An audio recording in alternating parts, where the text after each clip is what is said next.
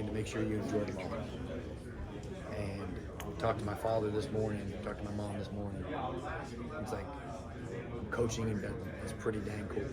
And I understand the expectation. I understand we got to go win. I'm not going to sit here and say, oh my God, I was wide-eyed. But I took a little minute to say, you know what, we just won Bedlam.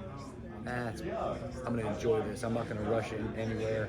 And they stopped me at the LC level. I went to my office and saw my family, and then made it. This is your first time, but it hasn't happened much around here. What was that like for you? Any win's great.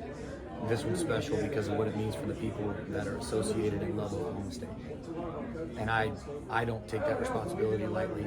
I understand what we owe to them and understand they live and die and love Oklahoma State. And I am so thankful to be here. I'm so thankful to be able to represent them and to go to work tomorrow morning to keep working to give them something they can be proud of. And I understand this game is, it's the last one for a while. Maybe forever. I don't know. That's above my pay grade. But I know everyone that loves Oklahoma State is really happy right now, and I'm very happy for them. What prompted Dylan's position change? Depth. We lost and we lose Lyric Rawls. How do we get we sat there as a staff and we said, how do we get our best 22? So you put it out on paper and you say, okay, well, Lyric goes down, so Trey's going to go here. Okay, who's going to back up Trey? Well, we really I think Parker can on that. Okay, well, Cam's going to have to start at the field position. Who's our next best guy to go there? And you sit there with Coach Duffy and Coach Hammer, and kind of it was right after Iowa State, I think. And we said, I think it's going to be Dylan. I think we just got to make the move right now. We got a bye week. Let's invest and try to get this kid ready to go. And he's been great every day since. And for freshmen to be out there making the plays in the biggest game in the biggest moment, what does that say about just their makeup? That he doesn't flinch. He's got it. He's got something special in him, and if he stays the course and keeps doing it, he'll be as good as he wants to be, just like a lot of those kids. A lot of gutsy performances, but it seemed like Xavier really left it all out there today. What can you say about what he's doing? Xavier Benson, I've said this to anyone that'll listen.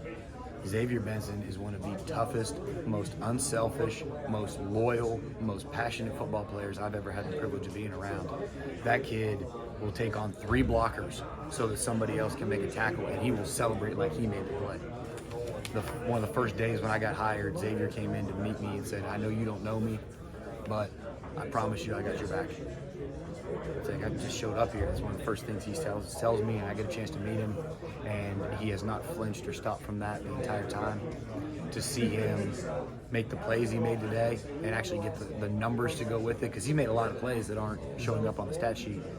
He's a vocal leader. He's a passionate leader. He's someone that has helped a lot of people, and I am just thankful every day I get to work with him. Turnovers have increased in this win streak. Is that something that you guys have done, or is it just a matter of there's a luck percentage in all turnovers, I guess, but is there something you guys have done to kind of change that tide? No, it's something we focus on every day. We always want to take.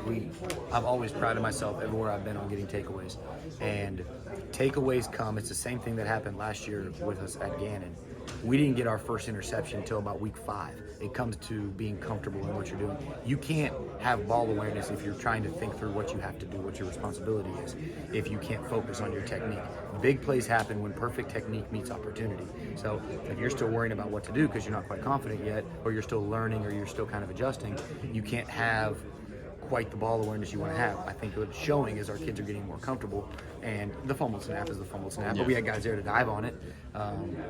It is what it is, but the interception by Dylan, and then you see Trey Rucker close in the middle, and we end up getting into double coverage.